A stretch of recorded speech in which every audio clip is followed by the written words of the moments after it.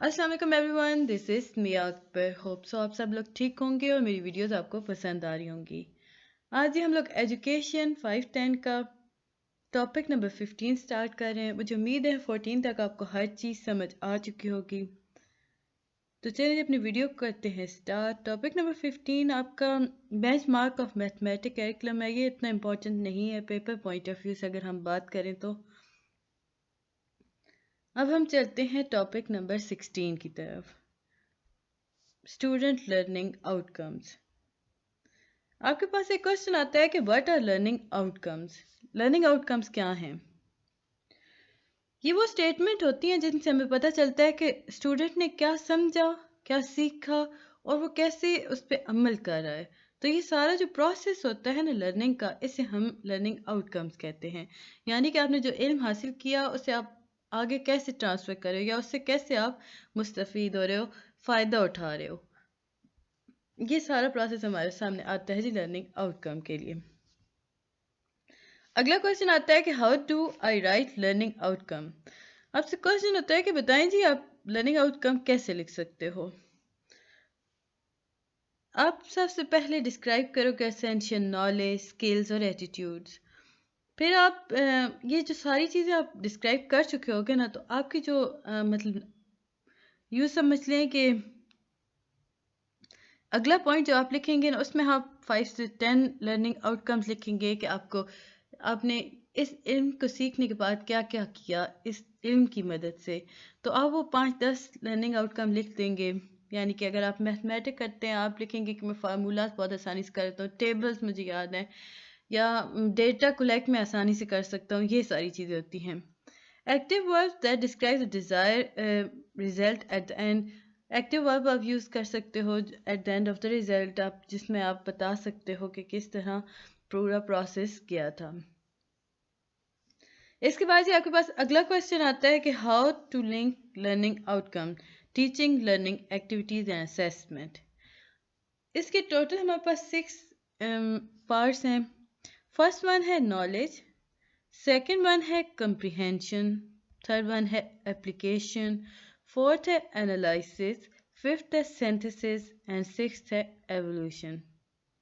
ये 6 पॉइंट्स आपको याद रखने होंगे कि आपका यूँ समझ लें कि एक अगर क्वेश्चन आपको 5 मार्क्स का ये वाला आता है ना कि लर्निंग आउटकम्स को आप किस तरह लिंक कर सकते हो टीचिंग लर्निंग एक्टिविटीज़ के साथ और उस असेसमेंट के साथ जो टीचर कर रही होती है, तो आप ये 6 तरीक़ों से कर सकते हो।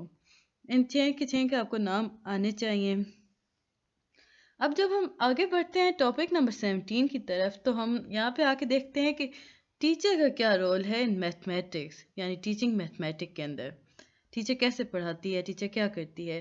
तो टीचर का अगर हम रोल बात करते हैं तो 4 रोल्स होते हैं टीचर के: प्लानिंग, ऑर्गेनाइजिंग, लीडिंग और कंट्रोलिंग।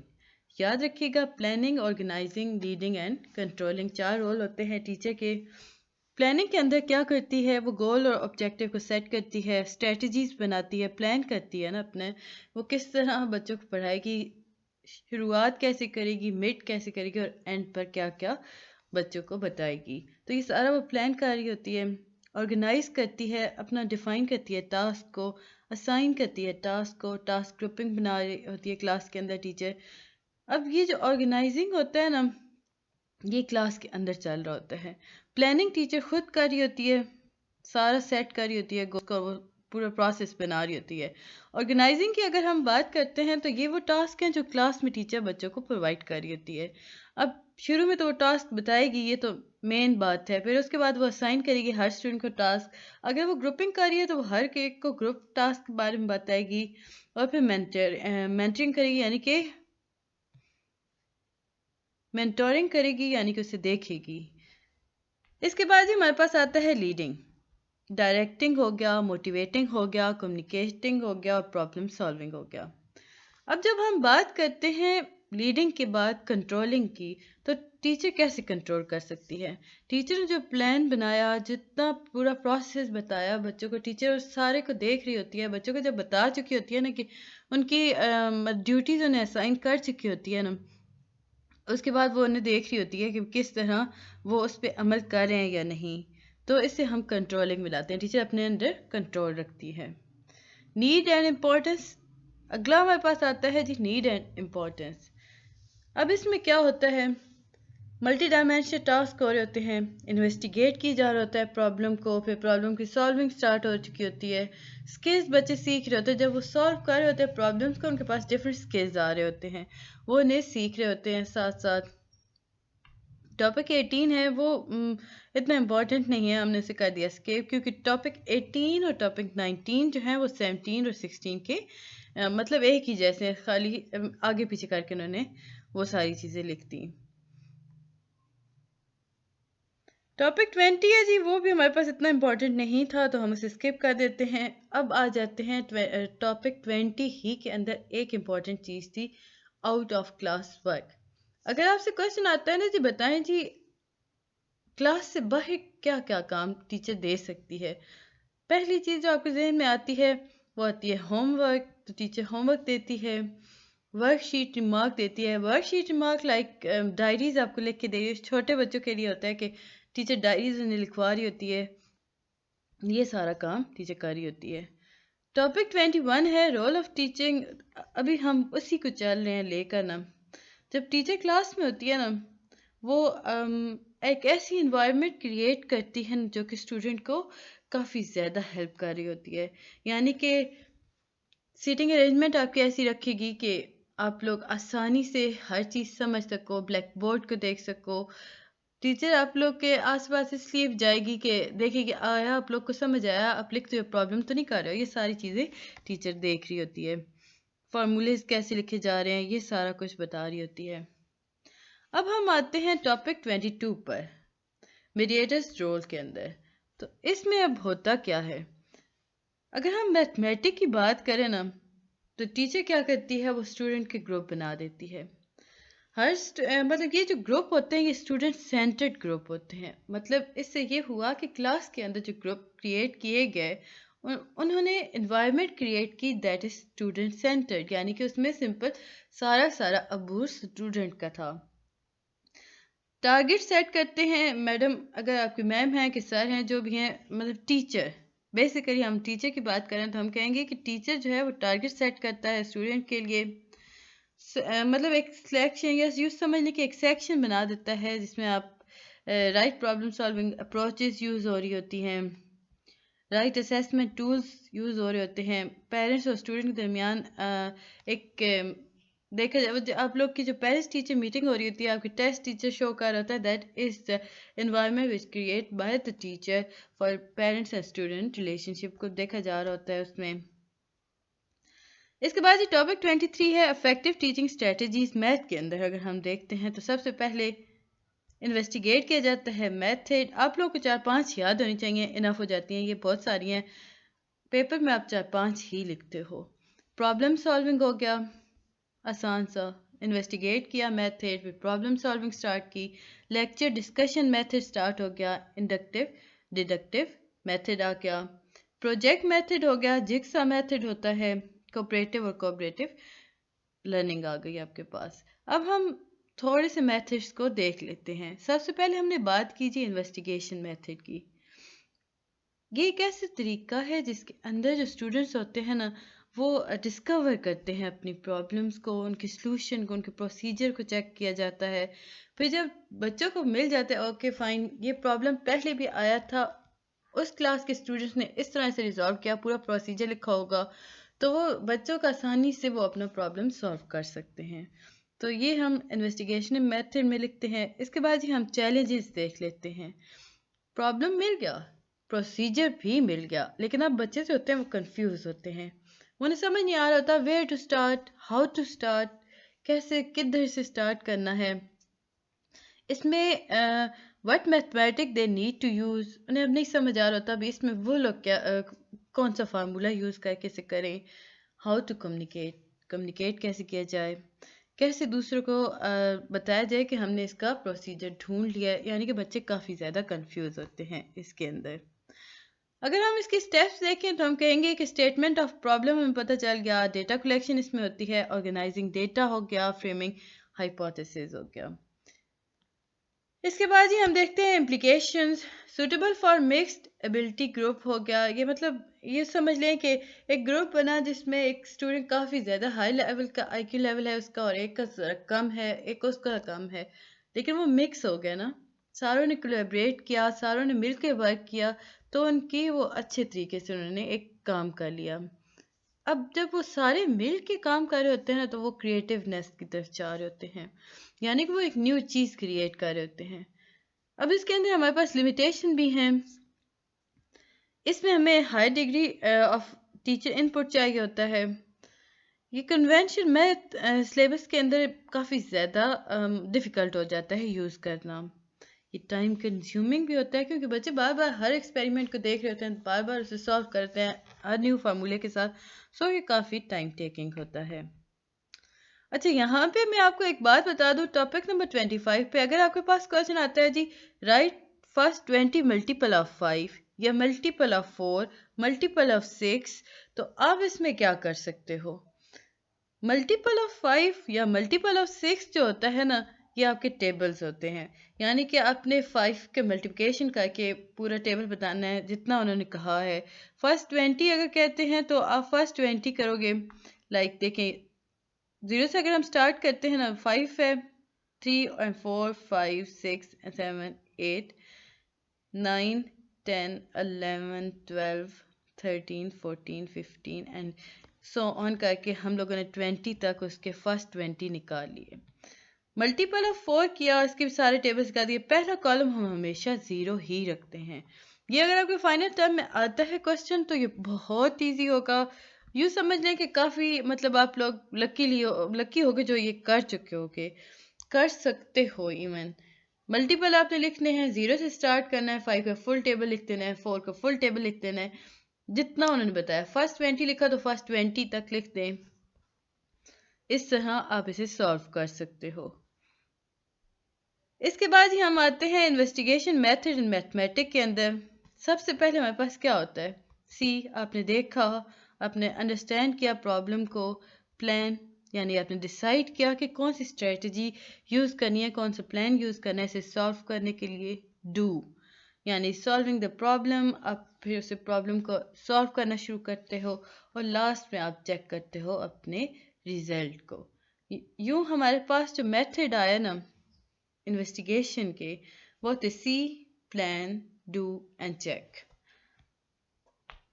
اس کے بعد ٹاپک نمبر 26 ہے لیکچر میتھڈ کے اندر اگر ہم بات کرتے ہیں نا، آپ کے پاس آیا جی لیکچر ڈسکشن میتھڈ۔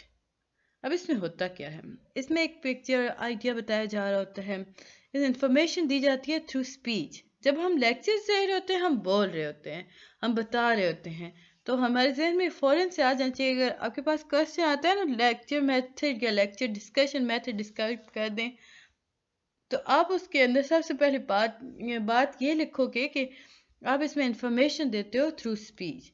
پھر جی ٹیچر کیا کرتی ہے؟ ٹیچر پریپیئر کرے گی اپنے لیسن کو، اس کی سلائڈس بنائے گی، اسے ڈیلیور کرے گی اسٹوڈنٹس کو ایز اے ٹاک، مطلب بتا رہی ہے، بول رہی ہے۔ اسٹوڈنٹس کا کیا کام ہے؟ وہ اسے خاموشی سنتے ہیں، امپورٹنٹ پوائنٹس کو انڈر لائن کر رہے ہوتے ہیں، لکھ رہے ہوتے ہیں۔ اگلا جی ہمارے پاس آتا ہے پلاننگ۔ لیکچر میتھڈ کے اندر ہم ایز اٹ از کرتے ہیں، یعنی کہ جیسے ہم لوگوں نے انویسٹیگیشن کے اندر کیا تھا، آپ سیٹ کرتے ہو objective, outcome, research material use کر رہے ہوتے ہو، آرگنائزنگ مٹیریل کر رہے ہوتے ہو، کلاس روم ایکٹیویٹیز کو پلان کر رہے ہوتے ہو، یعنی کہ آپ ہر چیز اکارڈنگ ٹو لیکچر چل رہے ہوتے ہو۔ اس کے بعد امپورٹنٹ پوائنٹ آتا ہے جی ریہرسنگ۔ اب ٹیچر ایسے تو نہیں نا مطلب سوچا اور آ کے بول دیا، وہ ریہرس کرتی ہے، بتاتی ہے، دیکھتی ہے کہ کون سی چیز صحیح ہے بچوں کے لیے، کون سے الفاظ ایسے ہیں جنہیں وہ اس لیکچر کے اندر رکھ سکتی ہے، کنہیں اسکپ کرنا ہے۔ تو اس کے لیے وہ کیا کرتی ہے؟ سب سے پہلے وہ سوٹیبل لینگویج لے گی، وہ دیکھے گی کہ اوکے کس انداز میں بولنا ہے، یعنی ٹون اور پیس ہمارا بتائے گی ٹیچر، سیٹ کرے گی اپنا یوز آف نوٹس کاری ہوگی، ڈفرینٹ نوٹس ٹیچر بنا کے رکھتی ہے۔ ابھی ہم ویڈیو کی بات کرتے ہیں تو آپ کے جو لیکچرز آ رہے ہوتے ہیں نا، یہ سارے سارے ہمارے پاس اس کے لیکچر میتھڈ کے آ رہے ہوتے ہیں، یعنی کہ لیکچر ڈسکشن میتھڈ کے۔ آپ لوگ دیکھتے ہو کہ ٹیچر بیٹھا ہوا ہے، وہ ایک بہترین زبان یوز کر رہا ہوتا ہے، ٹون اور پیس یوز کر رہا ہوتا ہے، لائک جہاں پہ امپورٹنس دینی ہے وہاں تھوڑا سا لاؤڈ ہو جاتے ہیں یا بار بار دہرائے جاتے ہیں الفاظ کو۔ فار ایگزامپل اگر میں اس بات کو دوبارہ ریپیٹ کرتی ہوں اس کا مطلب ہے کہ یہ کافی زیادہ امپورٹنٹ ہے.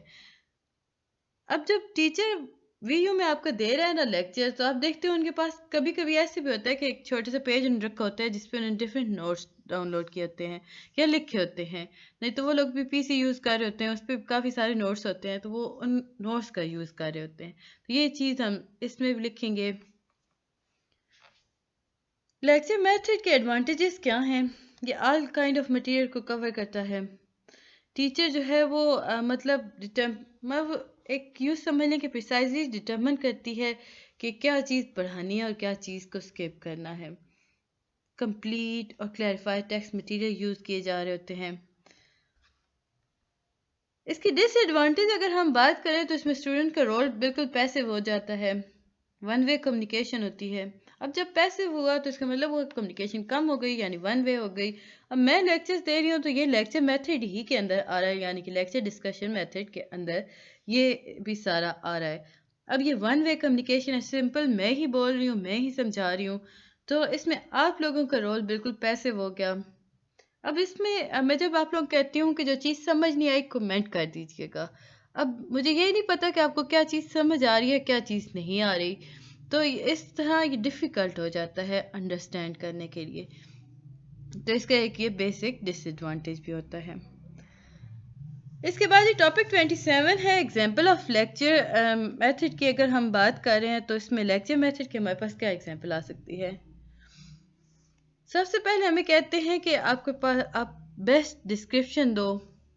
آپ موٹیویٹ کرو لوگوں کو ہسٹری بتا کے، ہسٹوریکل اسٹڈیز کے بارے میں اسٹوریز بتا کر.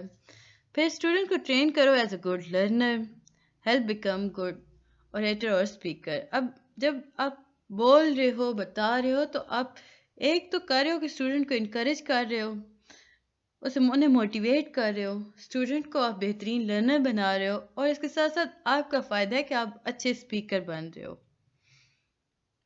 پرابلم سالونگ میتھڈ کے اندر اگر ہم بات کرتے ہیں نا ایمز کی، تو ایم جو ہے وہ یوں کہہ لیں کہ اس میں نا نالج کو پریزنٹ کیا جاتا ہے in the form of problem.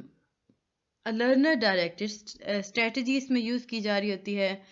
جو لرنرز جو ہوتے ہیں وہ انالیٹیکلی تھنک کر رہے ہوتے ہیں اباؤٹ پرابلم یا کمپلیکس سچویشن. اب اس میں ہو ایسا رہا ہوتا ہے کہ ٹیچر آپ کو آ کے بتاتا ہے کہ ایک پرابلم ہے وہ علم ہی، بٹ اسے ایک پرابلم بنا کے بتایا جاتا ہے، ایک کوسچن بنا کے بتایا جاتا ہے تاکہ آپ لوگ اس کے سلوشن کی طرف جائیں. تو جب آپ اس کے سلوشن کی طرف جاتے ہیں نا تو آپ کو مزید زیادہ علم حاصل ہوتا ہے، یعنی آپ کو زیادہ انفارمیشن مل رہی ہوتی ہے اس ایک ٹاپک، اس ایک پوائنٹ کی. اس کے بعد ہی ہم پروسیجر دیکھ لیتے ہیں. سب سے ساروں کے پروسیجر ہمارے پاس آلموسٹ سیم ہی ہیں، یعنی کہ آپ نے ریکگنائز کرنا ہے پرابلم کو، انٹرپریٹ کرنا ہے، ڈیفائن کرنا ہے، گیدر کرنا ہے ڈیٹا کو، آرگنائز کریں گے. جب آپ ڈیٹا گیدر کرو گے اسے آرگنائز کرو گے، ایویلیٹ کرو گے. بس آپ کے لیے اتنا ہی کافی ہوتا ہے کہ آپ لوگ بس یہ 3-4 پوائنٹس بھی لکھتے ہو تو آپ کے مارکس آ جاتے ہیں. اب جی ہم دیکھتے ہیں merit of problem solving method. Student کو نا ٹیچر پریپیئر کرتی ہے نا تاکہ مطلب اگر آپ کے پاس کوشچن آتا ہے کہ اسٹوڈنٹ کو ٹیچر کیوں پریپیئر کرتی ہے پرابلم کو لے کر نا، وہ اس لیے پریپیئر کرتی ہے کہ وہ اپنی لائف میں اگر ان کے وہ پرابلم آ جائے تو وہ اسے آسانی سے فیس کر سکیں. اب جب ٹیچر یہ میتھڈ یوز کر رہی ہوتی ہے نا پرابلم سالونگ میتھڈ، تو اس میں وہ ریفلیکٹیو تھنکنگ کو انوالو کر رہی ہوتی ہے. اب جب ریفلیکٹیو تھنکنگ اس کے اندر آ گئی تو وہ اسٹیمولیٹ کر دیتا ہے ڈفرینٹ تھنکنگ کو. اب جب اسٹیمولیشن سٹارٹ ہو گئی تو اسٹوڈنٹ ریزن کرنا شروع کرتے ہیں، کریٹیکل ججمنٹ سٹارٹ کر دیتے ہیں.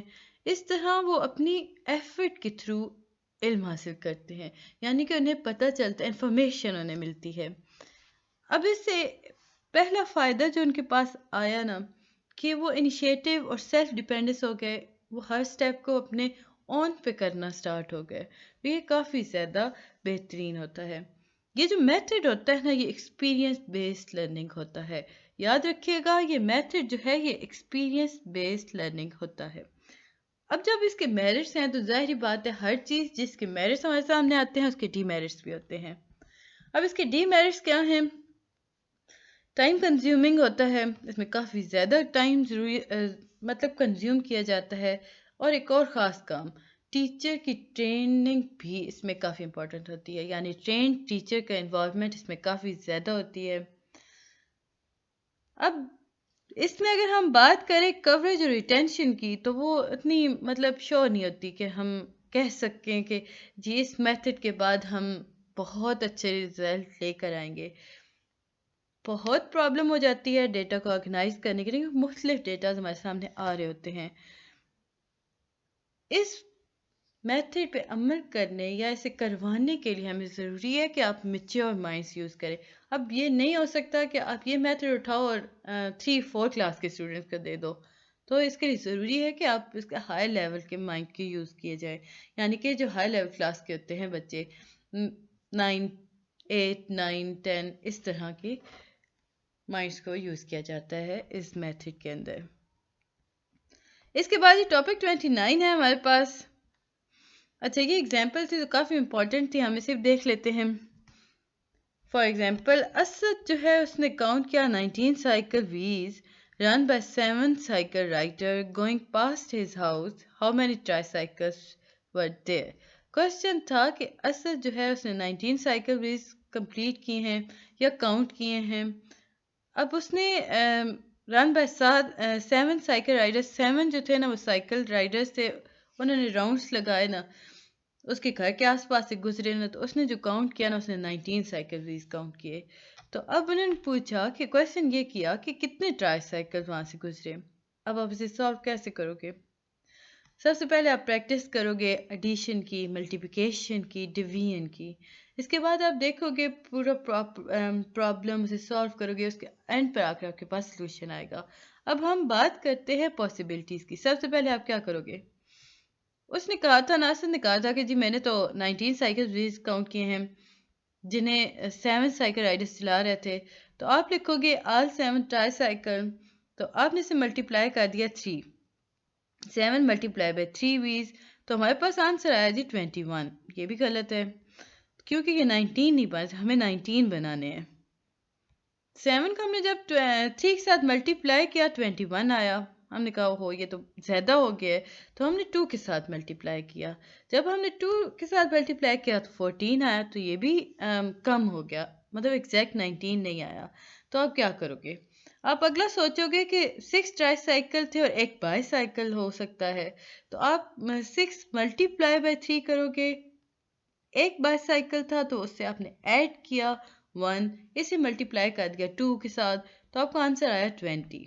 اب 20 بھی زیادہ ہے کیونکہ ہمیں 19 چاہیے، بٹ یہاں پہ آپ کے پاس ایک آ گئی، مطلب ایک یوں سمجھ لیں کہ آپ کو ایک چیز سمجھ آ گئی کہ اب میں آس پاس آ گیا ہوں.